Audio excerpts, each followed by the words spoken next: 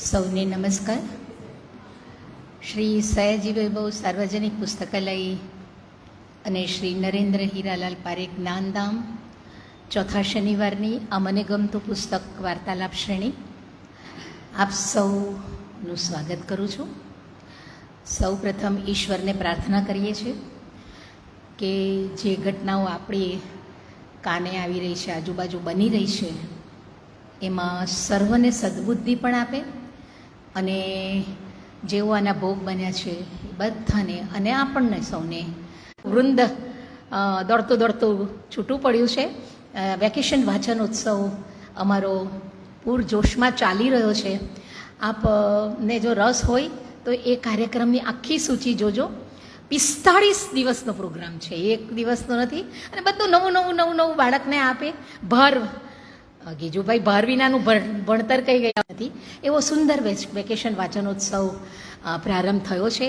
આપના બાળકો, આપને પણ કોઈક વાર આવવું હોય તો એમાં જેમાં રસ હોય તો ખાલી હાજરી પણ આપ પુરાવી શકો છો. અંદર આનંદ, કારણ કે બાળક બનવાનું કોને ના ગમે. અમારા માધવીબેન બધાને વચ્ચે બી બેસી જાય, પ્રશાંતભાઈ પણ બેસી જાય, દીપકભાઈ પણ રોજ આવે. તો આ બધી જે આનંદ છે ને એ કદાચ આપણને ન મળ્યો હોય તેમ થાય કે નહીં અત્યારે બહુ મજા આવે છે એવી વાત. MA વિષયમાં ફર્સ્ટ ક્લાસ સૌથી પ્રથમ MS યુનિવર્સિટીમાં એઓ આવ્યા હતા. ઇંગ્લિશ વિષયમાં BAમાં બી ફર્સ્ટ. જેઓ જાણે એને ખબર કે લેંગ્વેજમાં ફર્સ્ટ ક્લાસ લાવવો એ જ બહુ અઘરું છે. ત્યાં પ્રથમ ક્રમે MS યુનિવર્સિટીમાં બધાની વચ્ચે રહ્યા. એવી ઉજ્જવળ શૈક્ષણિક કારકિર્દી. અને MPhil સેમિનાર એટેન્ડ કરે, અસંખ્ય નેશનલ ઇન્ટરનેશનલ જર્નલમાં એમના સંશોધન પત્રો પ્રકાશિત થાય. એની ડિટેલમાં હું ના જઈશ, પણ જે મુખ્ય વાતો છે એની, એટલે એ બધા લાંબુ લિસ્ટ 20, 25, 30, 50 એ બધી વાત તો કર્યું છે. ભાવિનભાઈ, આપને મેળવીને અમને બી થોડા મોઢું બી ભરાઈ જાય છે. સરસ. MPhilમાં બી એમણે બહુ સરસ A study of women's subjectives in Shashi Deshpande's That Long Silence and Kundanika Kapadia's 7 Steps in the Sky, 7 પગલાં આકાશમાં, અને શશી દેશપાંડેનો પુસ્તક, એ બેનું કમ્પેરેટિવ સ્ટડી એમણે MPhilમાં કર્યો. અને ફોર્ચ્યુનેટલી એમણે એ પુસ્તક પણ પ્રકાશિત કર્યું ને એમણે અમારા પ્રમુખને આજે લાઇબ્રેરીને ભેટ પણ આપી છે. એટલે આપ સૌને વાંચવા માટે પણ એ પુસ્તક ઉપલબ્ધ છે. અહેમદમાં છે, ઉકાતરસાડિયામાં બી છે, RNG Patel institute of technology Tajpor બારડોલીમાં પણ છે. અને બુક પબ્લિકેશનનું ખૂબ લાંબુ લિસ્ટ. ખૂબ બધા ઇન્ટરનેશનલ અને નેશનલ કોન્ફરન્સીસ પણ એમણે એટેન્ડ કર્યા છે. સંશોધન આમાં કરવાનું એટલે ખાસું અભ્યાસ માંગે. લખ્યું કે પુસ્તક વિશિષ્ટ છે, જરા પધારશો, પણ હું બહાર છું ને એવા પણ આવ્યા. વેકેશનનો માહોલ છે, છતાં આપ સૌ પુસ્તક પ્રેમીઓ આવ્યા છો. આપ સૌના સ્વાગત સાથે ડૉક્ટર ભાવિનભાઈનું સ્વાગત કરીએ. પ્રશાંતભાઈ, આપ આવો અને પુસ્તકથી એમનું સ્વાગત કરીએ છીએ.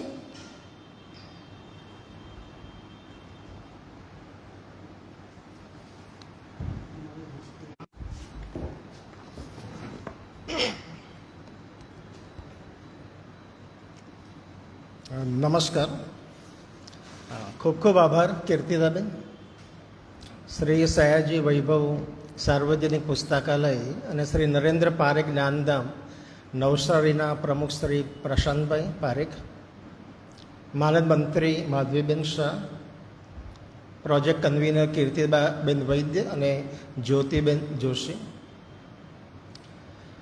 આજના પુસ્તક પરિચય માટે સૌપ્રથમ તો આમંત્રણ આપવા માટે સમગ્ર લાઇબ્રેરી અને કીર્તિદાબેનનો ખાસ કરીને ખૂબ આભારી છું. બહુ ટૂંકા ગાળામાં આયોજન થયું. કીર્તિદાબેન સતત સાથે રહ્યા આખા સમય દરમિયાન અને યોગ્ય માર્ગદર્શન પણ આપતા રહ્યા. ખૂબ આભાર કીર્તિદાબેન, વન્સ અગેન. આમ તો નવસારી વારંવાર આવવાનું થાય છે. મારા ફેમિલી મેમ્બર્સ નવસારીમાં જ છે, સામાજિક પ્રસંગે આવતા જોઈએ છે. પણ આજે જે હું નવસારીમાં આવ્યો છું તે પેલું નવસારી નથી, આ સયાજી રાવનું નવસારી છે. અને સયાજી રાવનું નવસારીનો અર્થ એવો છે કે સયાજી નગરી છે નવસારી, એમાં આજે આવવાનો વધારે આનંદ છે.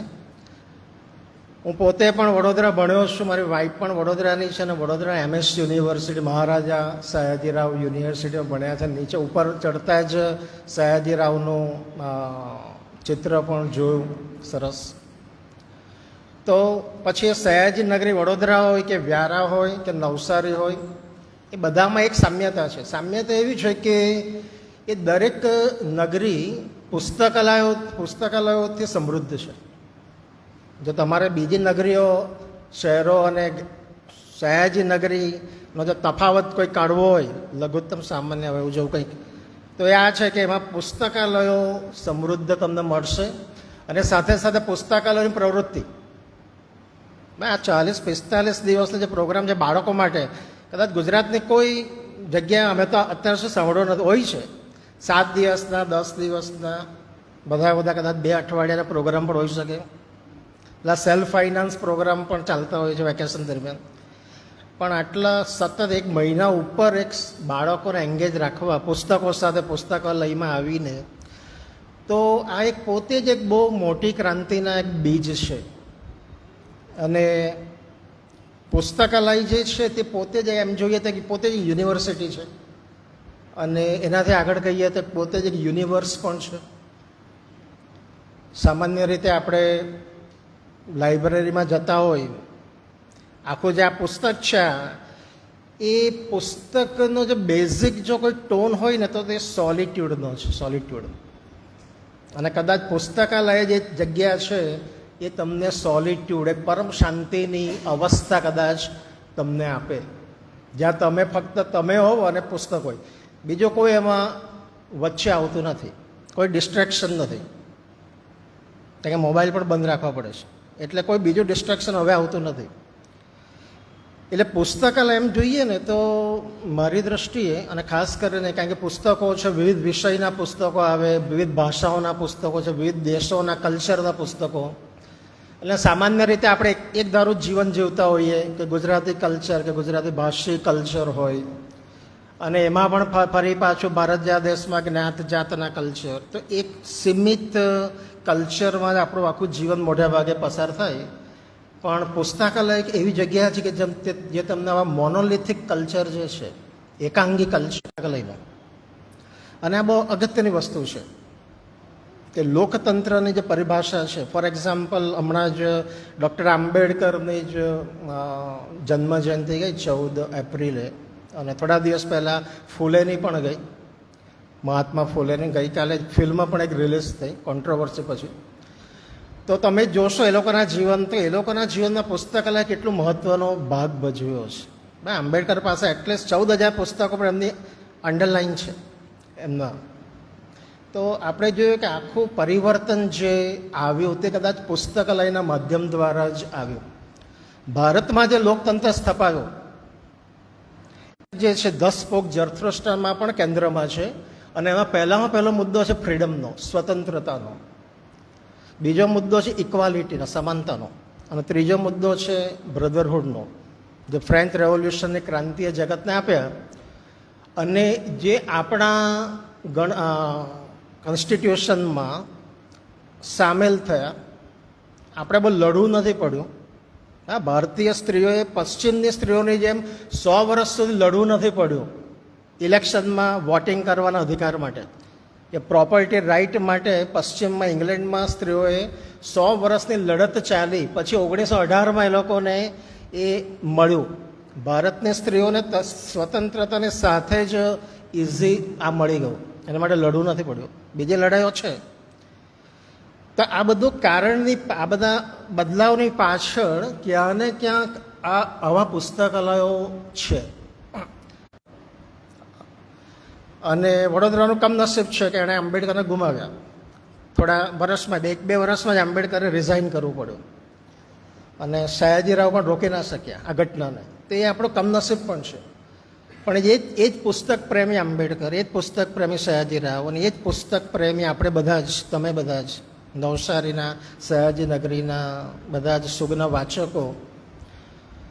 તો આ જે બદલાવ હોતું નથી, એની કોઈ PR એજન્સી નથી કે તમને બતાવે બદલાવ, પણ એ ક્યાંક ને ક્યાંક કોઈક ને કોઈક ખૂણે ચાલતો રહેશે પુસ્તકાલયના માધ્યમ દ્વારા. એટલે આ પુસ્તકાલય જે છે આપણું સયાજી વૈભવ લાઇબ્રેરી પુસ્તકાલય, તો એનું પણ એક બહુ જ ઝીણું એક પ્રદાન છે જે કદાચ ઇઝીલી દેખાય ન પણ કોઈક આંબેડકર ક્યારેક આ પુસ્તકાલયમાંથી નીકળી શકે એ પોસિબિલિટી હંમેશા રહેલી છે. તો બીજું એક ઉદાહરણ આપીશ અને પછી આપણે વાત પર આવીશું. પુસ્તકાલયની ખાસ વાત નીકળી છે એટલે એક બીજું જે ઉદાહરણ યાદ રાખવા જેવું છે તે કાર્લ માર્ક્સનું છે. કાર્લ માર્ક્સ પણ આંબેડકરની જેમ જર્મન ફિલોસોફર હતા, રાઇટર હતા, અને દાસ કેપિટલ નામનો બહુ અદ્ભુત ગ્રંથ લખ્યો જેમાં એમણે ફક્ત પહેલાં તો 2 જ ક્લાસીસ હતા.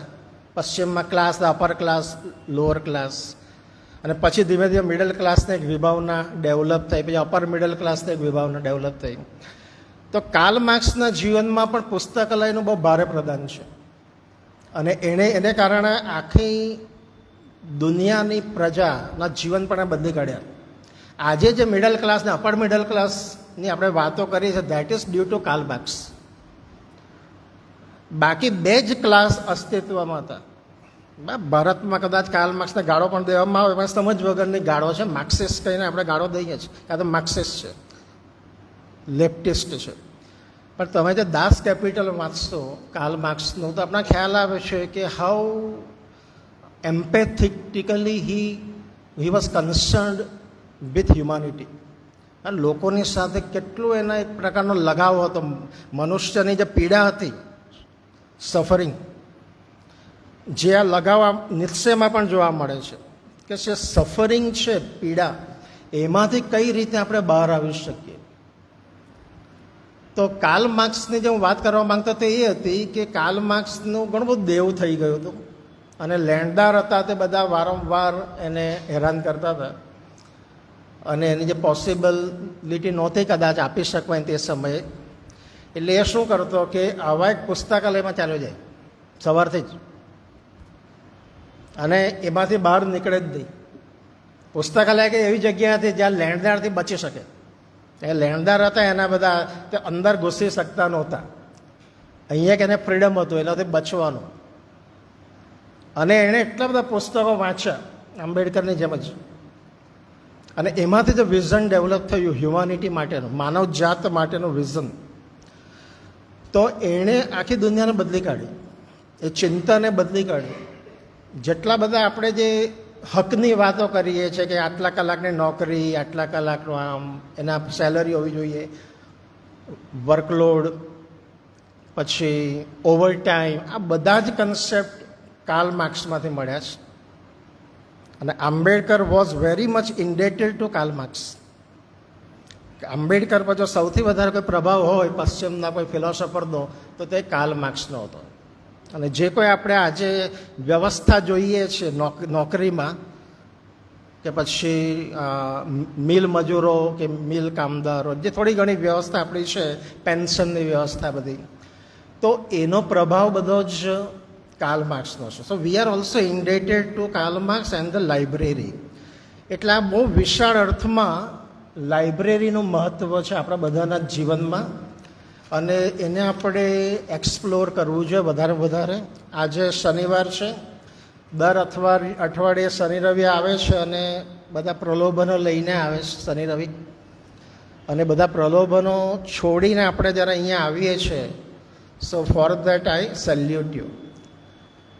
ઘણા બધા સામાજિક હોઈ શકે, બધા ઘણા પ્રલોભન આવે છે અને આ પ્રલોભનની જે કથા છે તે જીવનો જન્મ થયો, જે દરેક મોટે ભાગે કલ્ચરમાં છે. ભારતીય કલ્ચરમાં પણ એવી વાતો છે, માઇથોલોજીકલ સ્ટોરી છે. પણ આપણે ખબર છે કે એમાં આદમ અને ઈવ જે હતા, આપણા પહેલાં ફાધર અને મધર, એન્સેસ્ટર, એ ગાર્ડન ઓફ ઈડનમાં રહેતા હતા અને બહુ ખુશ હતા. પણ ઈશ્વરે એવું કીધું હતું કે અહીંયા બધી જ ખુશી છે, દેર ઇઝ નો સફરિંગ. આજે સફરિંગનો આઈડિયા છે સમજવા જેવો છે, પીડાનો, કે અહીં કોઈ પીડા જ નથી. સાથે સાથે તમે જોશો કે ઈશ્વરની સામેનો એક પ્રતિસ્પર્ધી પણ એમાં આવે છે, તે છે શેતાન. હા, બાઇબલમાં એક પ્રતિસ્પર્ધી છે શેતાન. રામ છે તો રાવણ છે, એ રીતે એક શેતાન છે. તે શેતાન છે તે ઈવને ઉશ્કેરે છે કે શા માટે ઈશ્વર ના પાડે છે. પોતાની જે નગ્નતા છે, સંબંધો છે, આજુબાજુનું જગત છે, એના વિશે એક સમજ એકદમ ડેવલપ થવા માંડી.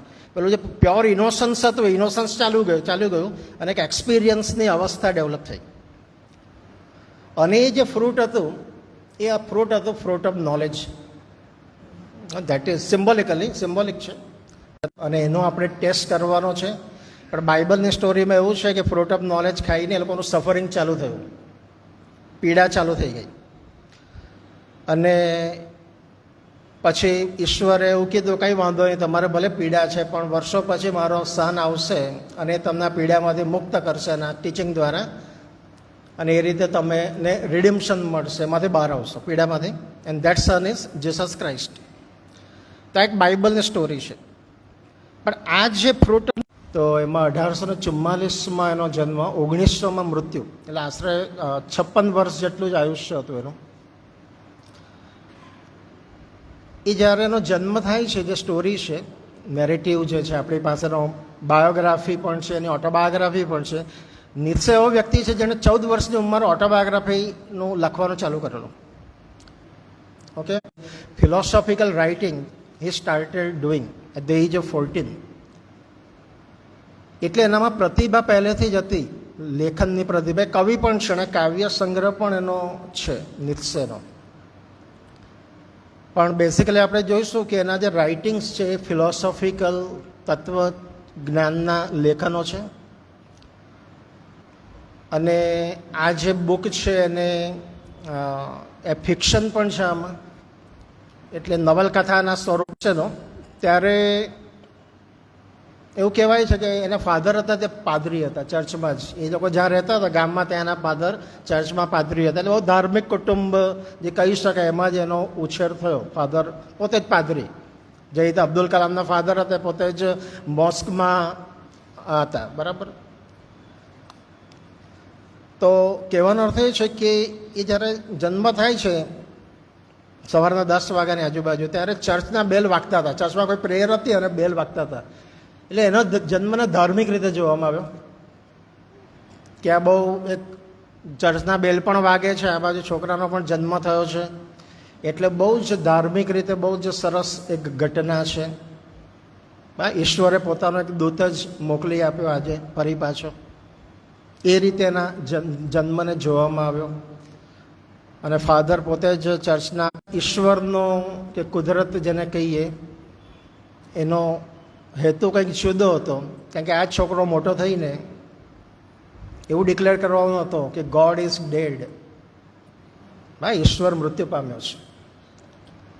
એટલે બહુ જ મેટાફોરિક વાક્ય છે આ. નીત્સે કદાચ કશું જ ના લખ્યું હોત. ઘણા બધા પુસ્તકો છે. આ પુસ્તક પછી એણે બીજું પુસ્તક પણ લખ્યું, બિયોન્ડ ગુડ એન્ડ ઇવિલ. કંઈક બીજું પણ એક પુસ્તક લખ્યું. પણ કદાચ એ કશું જ ફિલોસોફિકલ ચિંતન છે એને આગળ ધપાવતે.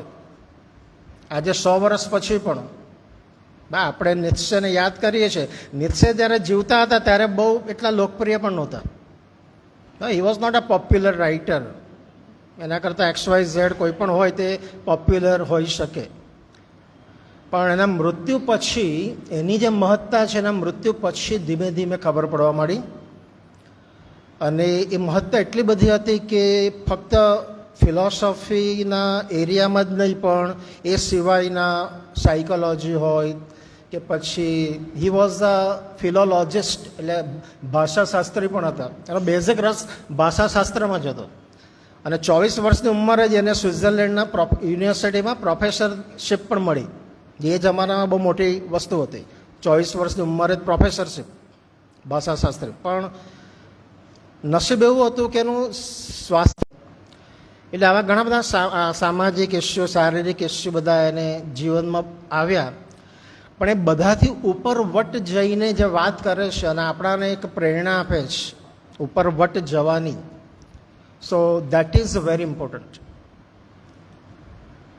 તો બેઝિક જે વસ્તુ એ છે આખા પુસ્તકમાં, નીત્સેનો જે સમયગાળો છે, મેં આગળ વાત કરી કે ત્યાર પછીના વિચારકોને પણ એણે આકર્ષ્યા. ખાસ કરીને જે તમે નામ સાંભળ્યું હશે, થિયેટર. તો આ જે પુસ્તક છે બેઝિકલી 4 ભાગમાં વહેંચાયું છે. શરૂઆતમાં નીચે 3 જ ભાગ લખેલા, પાછળથી ચોથો ભાગ એડ થયો. પહેલા 2 ભાગ છે એમાં 22 ચેપ્ટર છે, પછી બીજો જે ભાગ છે, ત્રીજો ભાગ છે એમાં 16 ચેપ્ટર છે, અને પછી છેલ્લા ભાગમાં 20 ચેપ્ટર છે. ચેપ્ટર બધા નાના નાના છે, 2 પાના 3 પાના એવા ચેપ્ટર છે. પણ જે લેખનની શૈલી છે નીત્સેની એ બહુ જ પોએટિક છે, કાવ્યાત્મક છે. જવાની વાતો કરે છે કે એના સિવાય એવું નથી કે જે છે તે જ ફાઇનલ છે. સામાન્ય લોકો જે છે તેને ફાઇનલ માનીને ચાલતા રહે છે. આખી જિંદગી એ રીતે જ ફાઇનલ છે, એ રીતે જ જિંદગી કાઢે છે. પણ જે ફિલોસોફર છે અથવા જેનું માઇન્ડ ફિલોસોફિકલ છે, એ જિંદગીને અલગ અલગ કઈ રીતે બીજી રીતે પણ જીવી શકાય, એક શક્યતાઓ છે. કુદરત તમને ઘણી બધી શક્યતાઓ ઓફર કરે છે, પણ આપણે શક્યતાઓને નીત્સે પહેલાં બીજો એક રાઇટર થઈ ગયો દકાર્ટ કરીને, 17મી સદીમાં ફિલોસોફર, ફિઝિસિસ્ટ, મેથેમેટિશિયન હતા. એણે એક જ વાક્ય સરસ લખ્યું જેને આજે પણ છે. એણે કીધું કે આઈ because I think therefore I am. Okay, I think therefore I am. હું વિચારું છું એટલે હું છું. મારું અસ્તિત્વ શા માટે છે? કારણ કે હું વિચારું છું. મારું વિચારવાનું જો બંધ થાય છે, અસ્તિત્વને ફૂલ સ્ટોપ લાગી જાય છે. બસ તમને ખબર છે પેલા અમુક વ્યક્તિઓને ડૉક્ટર ડિક્લેર કરે છે કે ડેડ, અને બરાબર રહ્યા. એનું કારણ એક જ હતું કે એણે વિચાર્યું. તો નીત્સે પણ આમાં જરથુસ્ત્રના પાત્ર દ્વારા એક આપણાને એક સલાહ આપે. જરથુસ્ત્ર એવી વ્યક્તિ છે જે સામાન્ય રીતે આપણને ખબર છે કે અશોક જરથુસ્ત્ર જે પારસી ધર્મ સાથે સંકળાયેલા એક પ્રીચર હતા. ઈસવીસન પૂર્વે કેરેક્ટરનો અહીંયા ઉપયોગ કરે છે. આ જે જરથુસ્ત્ર છે એને પેલા જરથુસ્ત્ર સાથે કોઈ લેવા દેવા નથી. એનાથી એકચ્યુઅલી આ જરથુસ્ત્ર વિરુદ્ધમાં છે. એ જે જરથુસ્ત્રએ જે સમજ ડેવલપ કરેલી એનાથી આ જરથુસ્ત્ર થોડી વિરોધી સમજ ડેવલપ કરે છે. નીત્સે એ જ કહેવા માગે છે કે જેમ જેમ સમય બદલાય છે તેમ તમારી સમજ પણ ડેવલપ થવી જોઈએ. એ રીતે બાળકોના રમકડા કેવા ડેવલપ થયા ધીમે ધીમે ધીમે.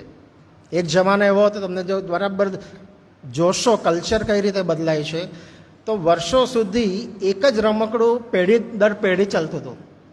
એક જ રમકડું, ઘરમાં એક રમકડું હોય તે જ બાપા પણ એ જ રમેલા, એનો છોકરો રમે, એનો છોકરો પણ એ જ રમકડું રમે અને ચાલ્યા કરતું. હવે પોસિબલ નથી. તો તમે એક જ રમકડાને ચલાવ્યા જ કરો વર્ષોના વર્ષો, એવું પોસિબલ નથી હવે. કારણ કે ચેન્જ દાવો કરતા હોય કે આપણું કલ્ચર બહુ જૂનું છે. તો જેમ જૂનું કલ્ચર બને એને માટે એક ચેલેન્જ છે. કારણ કે જેમ શરીર જૂનું બને તેમ પ્રોબ્લેમ વધવા માંડે. નવું શરીર હોય તો પ્રોબ્લેમ ઓછા છે. અમેરિકાએ ખાલી 500 વર્ષની ચિંતા કરવાની છે. અમેરિકામાં તમે જન્મ અમેરિકન હોવ તો તમારા મગજમાં ખાલી 500 વર્ષનું જ બર્ડન છે. કે આ શરૂઆતમાં બધા બહારથી આવ્યા રહ્યા, રેસિઝમ ચાલુ થયો. બસ ભારતના લોકોએ તો 5000 વર્ષની ચિંતા કરવાની છે. હા, તમારે કેટલી ચિંતા કરવી પડે છે આપણે. અને જ્યારે જ્યારે કલ્ચર જૂના થાય છે ત્યારે એને રીથિંક કરવા પડે, ફરી પાછા એને પ્રોસેસમાં ઢાળવા પડે. અને એ પ્રોસેસ નીત્સે બતાવે છે આપણને કે કઈ રીતે આપણે એને ચેન્જ કરી શકીએ.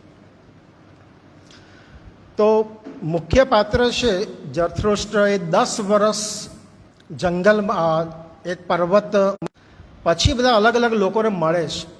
પહેલા પાર્ટમાં અમુક લોકોને મળે છે, બીજા પાર્ટમાં બીજા લોકોને મળે છે, ત્રીજા પાર્ટમાં એમાં બાળકો પણ છે, મોટા લોકો છે, વૃદ્ધો છે, સ્ત્રીઓ પણ છે. ટૂંકમાં સમાજના બધા જ અલગ અલગ લોકોને મળે છે. અને જે ખલીલ જીબ્રાનનું જે પ્રોફેટ નામનું એક પુસ્તક છે એમાં કેવી રીતે ના શકો કે ચાલ હું લઈને બેઠો ને પતાવી દઉં એને, એવું આ પુસ્તક નથી. તમે એક જ પેજ કદાચ આખા દિવસમાં એક જ પેજ વાંચી શકો. કારણ કે જેવું વાંચો છો તે મગજ તમારું એ બીજા ચક્રાવે ચડે છે. વિચારવું પડે તમારે. એને સીધે સીધું ગ્રહણ કરી શકાતું નહીં. તમારે સતત એ તમને વિચારવા પ્રેરે છે. એટલે આ પુસ્તક પોતે તો કદાચ નાસ્તિક છે જ, પણ સાથે સાથે બીજી બહુ અગત્યની વાત કરે છે. ગોડ એ એક ઓથોરિટીનું પ્રતીક છે, સત્તાનું પ્રતીક છે. ગોડ એક ઈશ્વર એક સત્તાનું પ્રતીક છે. અને એ સત્તાને કારણે આપણે ભૂતકાળ વિશે વિચાર કરીએ છીએ અને ઇમેજિનેશન છે એને કારણે ભવિષ્યની પણ વિચાર કરીએ છીએ.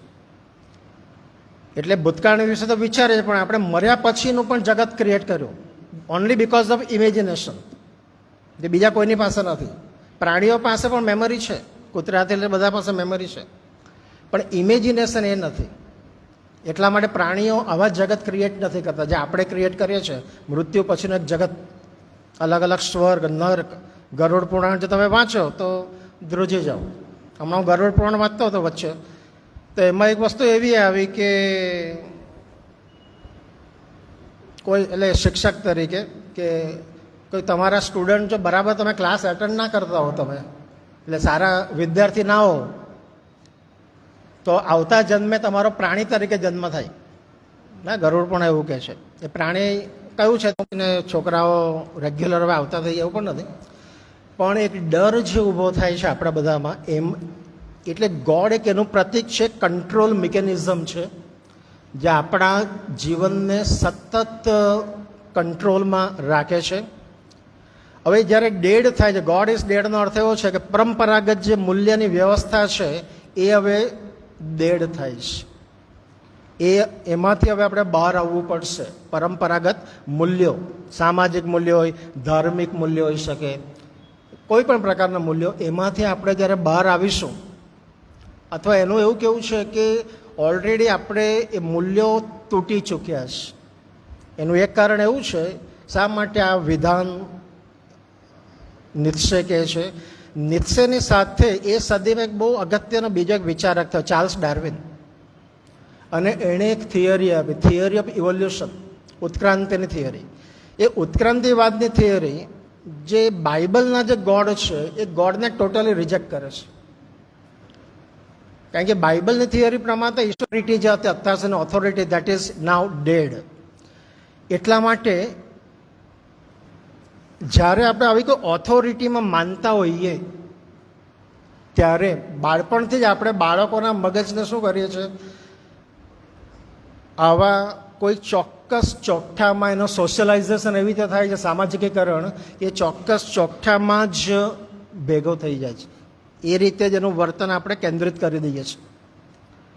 આગવું એમાં વિઝન છે બાળકો માટેનું, જે ખલીલ જીબ્રાને કીધું ને કે children come through you, not from you.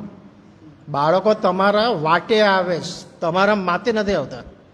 તમે તો ખાલી એક પેસેજ આપો છો આ જગતમાં એમને લાવવાનો. કારણ કે પછી ખલીલ જીબ્રાન કહે છે, જે નિત્સે પણ કે because they have their own mind and they have their own feelings. એ લોકોનું પોતાનું માઇન્ડ પણ છે, એ લોકોની પોતાની ફિલિંગ છે. એટલે તમે જે તમારી માન્યતા છે, જે તમને તમારા પેરેન્ટ્સે આપી, એ માન્યતાઓ બાળકોને આપવાની કોઈ જરૂર નથી. સુપરમેનનો અર્થ એવો છે કે આપણે આપણા વ્યક્તિત્વને, આપણે જે કોન્શિયસનેસ છે, ચેતનાને એટલા ઊંચા લેવલે લઈ જવાની કે ચેતના જ તમને ગાઈડ કરે. એ વ્યક્તિત્વ તમારું એટલી હાઇટ પર આવે કે એમાં તમને કોઈ મેટાફિઝિકલ બિંગની જરૂર નથી, એક્સ્ટ્રા ટેરેસ્ટ્રિયલ બિંગ કે જે તમને માર્ગદર્શન આપે તો જ તમે પછી કામ કરો, તો જ તમે સીધા રહો. તો એવા કોઈ બિંગની જરૂર નથી. તો એ ઉબર મેન્ચનો કન્સેપ્ટ છે. એ માન્યતા છે, માન્યતા બે રીતે ઘડાય છે. નિત્સે કહે છે એક વસ્તુ છે આપણે ભાષામાં ઘડાય છે. બાળક જે ભાષા શીખે એમાં તમારી માન્યતાઓ ઘડાય, અને તમારું જે કલ્ચર છે એમાં માન્યતાઓ ઘડાય. અને એ માન્યતાઓ સોશિયલાઇઝ, તમારો જે જન્મ બે ઘર છોડીને થયો તો તમારી માન્યતાઓ બદલાઈ જાય છે. તમારો જન્મ ભારતને બદલે અમેરિકામાં થયો, તમારી થાય છે. નિત્સેનું પણ થયું ચોક્કસ રીતે સોશિયલાઇઝેશન, પણ પછી એ સોશિયલાઇઝેશનને ક્વેશ્ચન કરે છે. એટલે પછી તમારે ક્વેશ્ચન પણ કરવું પડે, અને ત્યારે ઉબરમેન્ચનો જન્મ થાય છે, સુપરમેનનો. એ જે સુપરમેન છે એ હતું, અને એક ગેટો આગળ બધા જતા હતા, એક સરદાર એનો આગળ હતો, અને સરદાર એકદમ જ એમ એક પગે એમ કરીને ચાલવા માંડ્યો. અને બાકી બધાને થયું કે આ સરદાર છે, લીડર છે, એટલે કંઈ કારણ તો હશે જ ને, આમ એક પગે કેમ ચાલે છે. એટલે આપણે પણ એક ચાલ્યો. કારણ એવું હતું કે એને કાંટો વાગ્યો પહેલાં સરદારને, એટલે એનો પગ ખોડો ચાલવા દોડવા માંડ્યો. એટલે જ્યારે આપણે ઉબરમેન્સ જો ન બનીએ, જે નિત્સેક ત્રીજી વાત જે કરે છે, તો શું બનીએ છે? કેમલ. એણે એક ઉદાહરણ આપ્યું છે કે આપણે જીવન 3 તબક્કામાંથી પસાર થઈ શકે, આ પોસિબિલિટી છે. પહેલો તબક્કો છે કેમલનો. કેમલ એક પ્રતીક છે કે જે ભાર વેંઢારવાનું કામ કરે છે અને એના પર જે કંઈ લાદવામાં આવે એ સ્વીકારી લે છે, બધું જ યસ યસ યસ કરે, કોઈ ક્યારે પણ ના કહે જ નહીં, અને જે પણ કહેવામાં આવે તે સ્વીકારી લે. બાળકો ના બોલી શકતા નથી, નાનપણમાં બાળકો ના નથી કહી શકતા. એ લોકોની લિમિટેશન છે, શારીરિક લિમિટેશન છે, માનસિક. એટલે બાળકો ના નથી કહી શકતા. બાકી બાળકો બહુ ના કહી શકે, પણ બાળકો ના કહેતા નથી. એટલે એનો ફાયદો આપણે લઈએ છીએ. એટલે જે કંઈ આપણે વિચારીએ તો બાળકો પર લાદતા જ જઈએ છીએ. કલ્ચરનું આ કામ છે કે બાળકો પર લાદતું જાય. તો પહેલો જે તબક્કો છે કેમલનો છે. આપણે બધા જ આમાં એ શું કરશે કે ત્રાડ પાડશે, એ સ્વીકારશે નહીં. તમને જે કંઈ આપવામાં આવ્યું છે એ સીધું સ્વીકારશે નહીં, ક્વેશ્ચન કરશે. અને તમે જોશો કે આપણા જીવનમાં જે કંઈ બદલાવો આવ્યા છે, બરાબર, ભારત જો તમને સારું લાગતું હોય કે કોઈ પણ દેશ સારો લાગતો હોય રહેવા માટે, તો એનું કારણ આ ઉબરમેન્સનું જે ક્રિટિકલ થિંકિંગ છે એને કારણે જ આ બદલાવ આવ્યા છે. સ્ત્રીઓનું જીવન જો બદલાયું ભારતમાં, તો એનું કારણ સાવિત્રીબાઈ ફૂલે કે પછી થઈ. બસ થોડોક ઇતિહાસ પર નજર કરીએ તો કે બહુ જૂની ઘટના નથી, એકદમ નજીકની ઘટના છે. બહુ જૂની ઘટના, 100 વર્ષની પણ કદાચ ઘટના નથી આટલી મોટી સંખ્યામાં સ્ત્રીઓ સ્કૂલે અને કોલેજોમાં જતી હોય.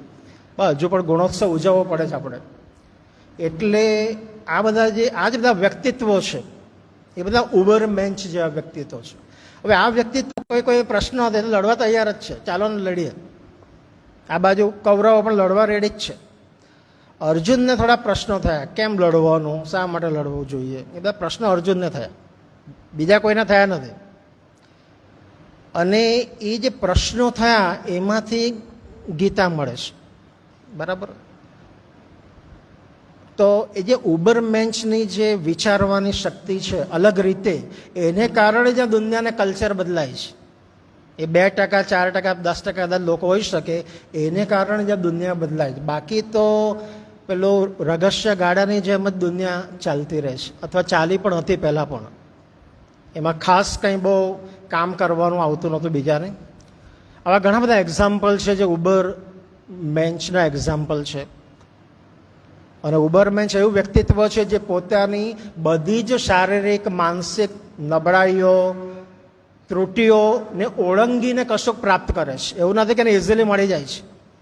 નિશ્ચય આખી જિંદગી દરમિયાન બહુ જ શારીરિક રીતે હેરાનગતિ થઈ. છેલ્લા 10 વર્ષ તો એ મેન્ટલી રિટાર્ડેડ થઈ જાય છે, પાગલ થઈ જાય છે છેલ્લા 10 વર્ષમાં તો.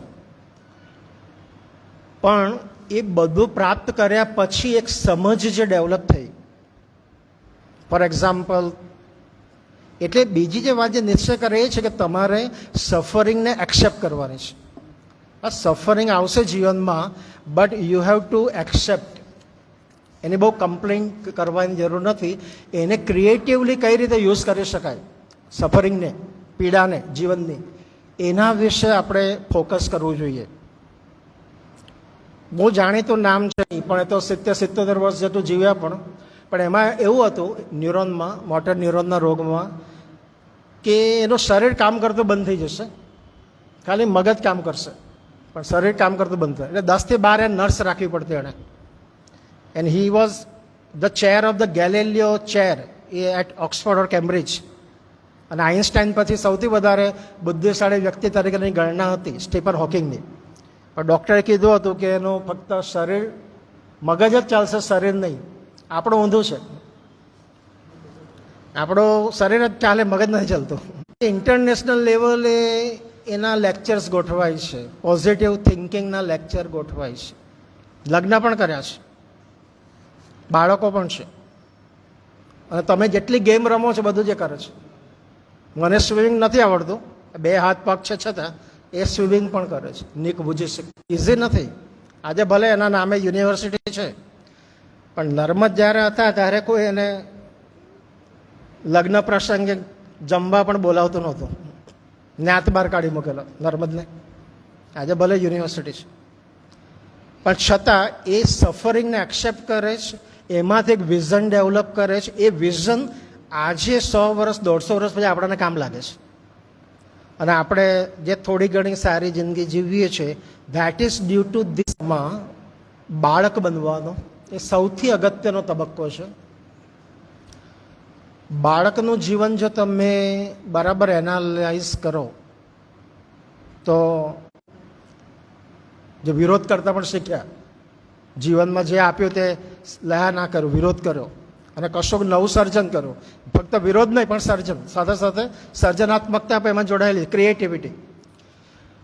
તો છેવટે એ છેલ્લો તબક્કો પ્રાપ્ત કરી શકે આ પોસિબિલિટી છે દરેક મનુષ્યના જીવનની. અને એ જ પોસિબિલિટી છે બાળક બનવાની પોસિબિલિટી. એટલે ફરી પાછું એક યુ ટર્ન થાય છે. એની પાસે ભૂતકાળને ન યાદ રાખવાની બહુ મોટી શક્તિ છે બાળકો પાસે. એટલે એ ભૂલી પણ જાય, તરત જ ભૂલી જાય છે. બાળકો રમતા હોય છે ત્યારે એ જે રમત છે, બાળકોને તમે જો ઓબ્ઝર્વ કર્યું, બાળકોની રમત માટે બે શબ્દ છે. એક શબ્દ છે ગેમ અને બીજો એક શબ્દ છે પ્લે ઇંગ્લિશમાં.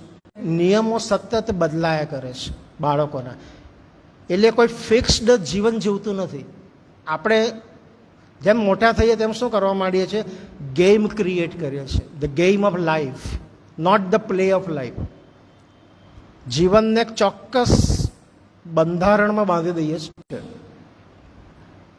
તો એ જે વસ્તુ છે, જે બાળકને રસ હમણાં જ છે, ભવિષ્યમાં કોઈ રસ નથી બાળકને. એનું જે વર્તમાન જીવન છે એમાં જ બાળકને રસ છે. એમાં હાસ્ય પણ છે, એમાં રુદન પણ છે. એ જે એક્ઝિસ્ટન્સનો જે હેતુ છે, આખા સમગ્ર એક્ઝિસ્ટન્સ, એ હેતુ એ જ છે કે તમે બાળ સહજ આપણે રહી શકીએ અંતિમ સમય સુધી. તો એ જે પ્રાપ્તિ છે, બાળ સહજ હોવાની પ્રાપ્તિ, પેલા નોઆ યુવલ હરારીએ જે બુક લખી, પેલો હોમોસેપિયન્સ, તેમાં બતાવે કઈ રીતે આપણે છેલ્લા 2 લાખ વર્ષમાં બદલાયા છીએ. અને છેલ્લા 24 લાખ વર્ષથી માણસનું અસ્તિત્વ છે. અને છેલ્લા 2 લાખ વર્ષથી આ જેને સેપિયન કહેવામાં આવે છે ડેવલપ થયા. સેપિયન છેલ્લા 2 લાખ વર્ષથી. અને જે સંસ્કૃતિ આપણે કહીએ છીએ એ સંસ્કૃતિ છેલ્લા 10,000 વર્ષમાં ડેવલપ થઈ છે. એના પહેલાં નહીં. એના પહેલાં તો આપણે હન્ટર્સ હતા, ગેધરર્સ, હન્ટર્સ. અને આજે આંખ આપેલી છે, આ ચશ્મા એટલા માટે આવ્યા કે દૂરનું જોવાનું બંધ થઈ ગયું. જ્યારે હન્ટર્સ હતા ત્યારે દૂરનું જોવું પડતું. શિકાર પેલો દૂરથી આવે, દૂર તેના શિકાર. એમાં બધા પ્રાણીઓ બધા છે, માણસની જગ્યાએ પ્રાણીઓ. એમાંનું એક વાક્ય એવું છે 10 કમાન્ડમેન્ટ્સમાં કે all animals are equal but some are more equal. બધા ઇક્વલ છે પણ કેટલાક વધારે એ છે. એવું આપણે પછી બાળકોને શીખવીએ છીએ. એટલે બાળક એ વ્યક્તિ, લિયો ટોલ્સ્ટોય, નીત્સે બધા સમકાલીન લોકો છે. એટલે કઈ રીતે એક ચેતના જે કહેવાય એ ચેતના બધે જ પ્રવાહિત થતી રહે છે, એ સમજવા જેવું છે. 3 સેન્ટ્સ નામની એક નાનકડી વાર્તા છે. એમાં એક કોઈક જગ્યાએ રશિયાના એક ગામમાં એક બહુ મોટા ચર્ચના એક પાદરી હતા. મોટા થોડા સમય બધા બીજાના સ્થાન જોખમાં લાગે, એ આપણો અનુભવ છે. એટલે એણે વિચાર કર્યો ચાલ આપણે મળવા જઈએ. એટલે હોડી કરીને જાય છે ત્યાં મળવા. અને ત્યાં જઈને જોયું કે 3 જણ કોઈ હતા, તો ઝાડ નીચે બેઠેલા હતા. અને કોઈ કીધું કે આ 3 જણ છે. એ તો વિચારવા પડી કે આ 3 આમાં શું છે, આ 3માં શું છે. તો એને થયું કે આને તો કંઈ ખબર જ નથી, આ કયા એંગલથી સંત છે અને આમાં શું પૂજવા જેવું લોકોને લાગતું હશે કદાચ, એક શું વાત કરે. તો એમણે પૂછ્યું કે તમે ચાલો શું જાણો, પ્રાર્થના કરવાની આવે. તો પછી કે શું પ્રાર્થના છે તમારી? તો એ 3 જણે કીધું કે અમારી તો બહુ સિમ્પલ પ્રાર્થના છે. અમારી પ્રાર્થના એવી છે કે વી આર 3, અમે 3 છીએ, યુ આર 3. યુ આર 3 એટલે ક્રિશ્ચિયાનિટીમાં, જે ભારતમાં પણ બ્રહ્મા વિષ્ણુ મહેશનો કન્સેપ્ટ છે, એવો ક્રિશ્ચિયાનિટીમાં ટ્રિનિટીનો કન્સેપ્ટ છે, ગોડ, એના મેસેન્જર. બહુ હસવું આવ્યું પેલા પાદરીને તો કે આને કંઈ પ્રાર્થના કહેવાય. આપણે જે પેલી બાળ સહજતાની જે વાત કરતા હતા ને તેની આ વાત જોડાયેલી છે. બાળકને તમે પૂછશો કે કઈ પ્રાર્થના તારી છે, તો બાળક કોઈ પ્રાર્થના કહી શકશે નહીં, પણ એની પાસે એક જ પ્રાર્થના છે, આનંદમાં રહેવાની પ્રાર્થના, હસવાની પ્રાર્થના જ નથી. એટલે ભાષાનું જે ફોર્મેટ છે તે તો હમણાં ડેવલપ થયેલું છે. એટલે જે બિયોન્ડ જે લેંગ્વેજ છે, that is the language of God, that is the language of nature, જે બાળક પાસે છે. ભાષા તમને કરપ્ટ કરે છે, પણ જ્યાં સુધી બાળક ભાષા નથી શીખ્યું ત્યાં સુધી ફૂલ ઓફ ઇનોસન્સ. એને થયું કે આને મેં જ્ઞાન આપ્યું અને કંઈક 3 જણની જિંદગી સુધારી, મેં પ્રાર્થના આપીને સમજાવ્યું કે આમ બોલવાનું, આવી રીતે શ્લોક બોલાય. અને પછી તો હોળીમાં ગયો ચાલવા માટે. એટલું બધું ઇનોસન્ટ છે કે આ બધું ઝંઝટ યાદ રહેવી જ નથી, આ બધું લાંબુ યાદ રાખવાનું. ફરી પાછું એકવાર કહેવાનું એટલે પાદરીને થયું કે હવે કંઈક જોખમમાં છે. હવે જો હું કહેવા જઈશ, કારણ કે મારે તો હોળીની જરૂર પડે છે, આટલી મોટી મોટી સમયની મર્યાદા છે, એટલે હું વિરમું છું. આપણે શાંતિથી સાંભળ્યો, બદલ આભાર. અને આપણે પણ આવા 3 તબક્કા પ્રાપ્ત માંથી ધીમે ધીમે આગળ વધતા જ રહીએ. અને છેલ્લે ફરી પાછા ચાઇલ્ડનો જે તબક્કો છે પ્રાપ્ત કરીએ. ઓબ્ઝર્વેશન દ્વારા આપણા આજુબાજુ બાળકો હોય જ છે, તેમના ઓબ્ઝર્વેશન દ્વારા. એવી શુભેચ્છા. લેંગ્વેજના પ્રાધ્યાપક હોય ને એમને જરા